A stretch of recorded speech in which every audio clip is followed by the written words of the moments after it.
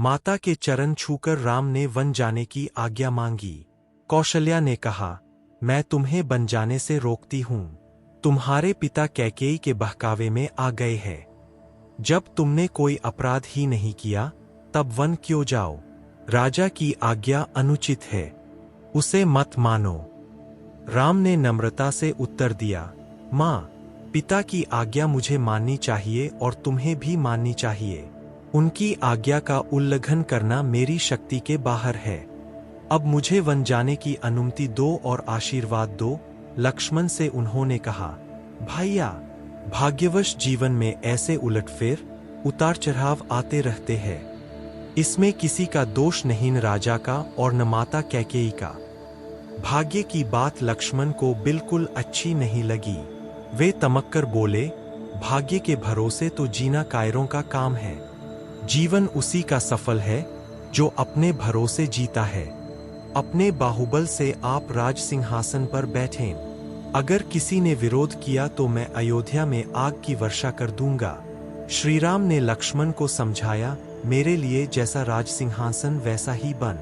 अधर्म का राज्य मुझे नहीं चाहिए। तुम जो कह रहे हो वह आयों के अनुकूल व्यवहार नहीं है। लक्ष्मण चुप हो गए। कौशल्या रोकर राम से लिपट गई और कहने लगी, जाते ही हो तो मुझे साथ ले चलो। राम ने उन्हें समझा बुझाकर शांत किया और वन जाने की अनुमति मांगी। माता ने कहा, बेटा जाओ, जिस धर्म का तुम पालन कर रहे हो वही तुम्हारी रक्षा करे।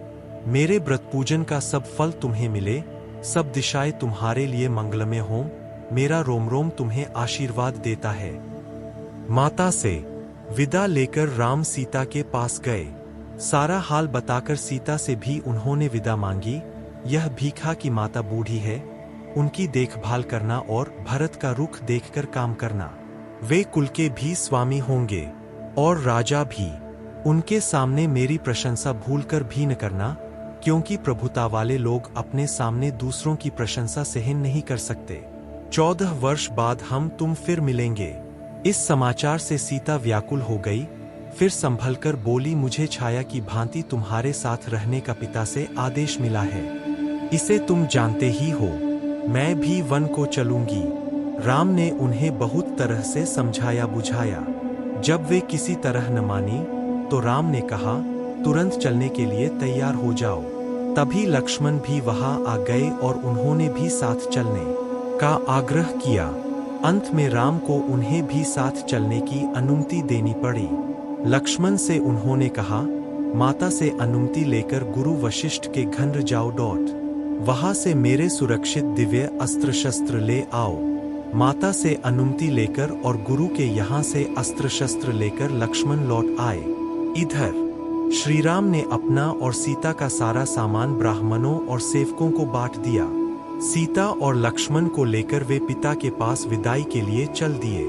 सिए सकुच बस उतरु न देई, सो सनी तमकी उठी केकेयी। लोग बिकल मुरुछित नर नाहूं, काह करी कछ सूझन काहूं।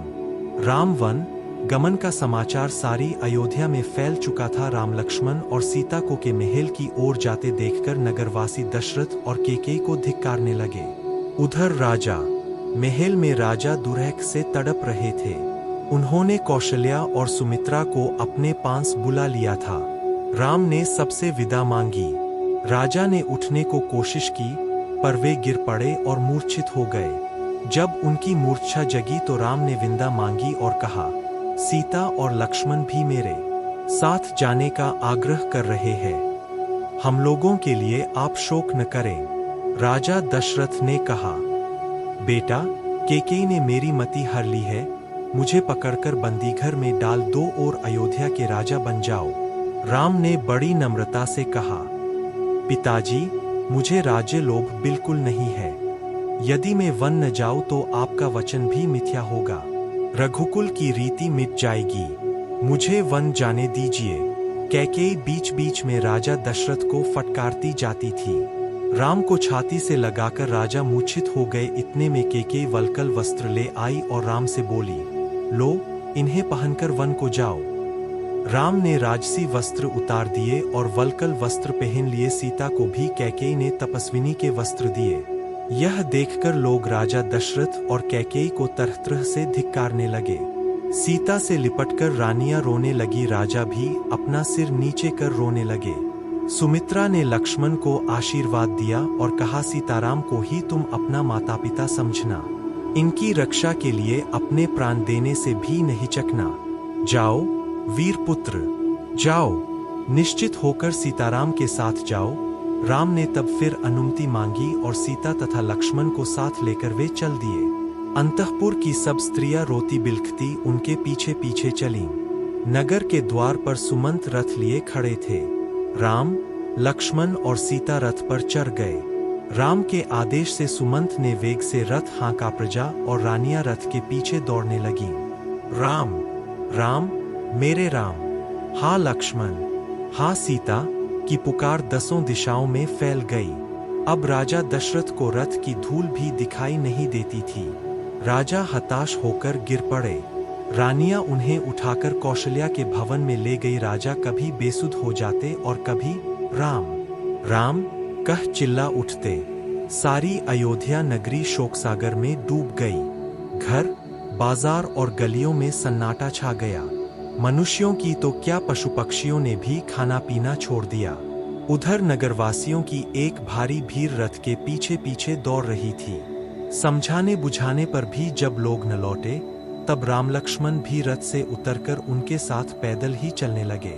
संध्या होते होते वे तमसा नदी के किनारे पहुंचे और उन्होंने वही रात बिताने का निश्चय किया। सीता और राम माता पिता की याद करते हुए त्रिनशैया पर विश्राम करने लगे। कुछ दूर पर लक्ष्मण धनुष बाण लेकर पहरा देने लगे। सुमंत भी उनके साथ जा बैठे। थके मांदे पुरवासी घोर निद्रा में सो गए। पहर रात रहते ही राम उठे और सुमंत से बोले, तात, लोगों का कष्ट मुझसे नहीं देखा जाता। शीघ्र रथ तैयार करो और इस प्रकार रथ हाँकों की जगने पर लोगों को पता न लगे कि रथ किधर गया। सुमंत ने ऐसा ही किया। सवेरा होने पर जब लांगों को आंखें खुलीं तो देखा कि राजकुमार नहीं है। वे इधर उधर दौड़कर उन्हें खोजने लगे। जब कहीं पता न लगा तो निराश होकर नगर को लौट गए।